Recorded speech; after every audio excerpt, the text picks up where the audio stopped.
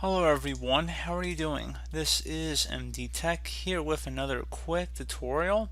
In today's tutorial, I'm going to show you guys how to go about resolving if you're coming across an unexpected error occurred in your network connection properties. So this should hopefully be a fairly straightforward tutorial. And without further ado, let's go ahead and jump right into it. So first thing I would suggest would be to go ahead and open up the start menu, type in network reset, select this option.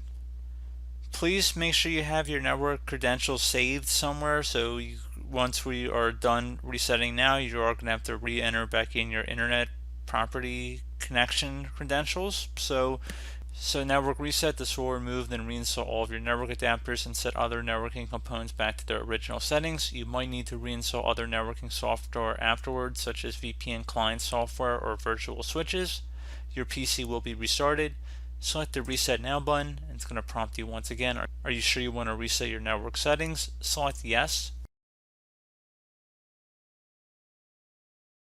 So you will have to close out any open programs and applications, restart your computer, and that should be about it. So as always, thank you guys for watching this brief tutorial. I do hope I was able to help you out, and I do look forward to catching you all in the next tutorial. Goodbye.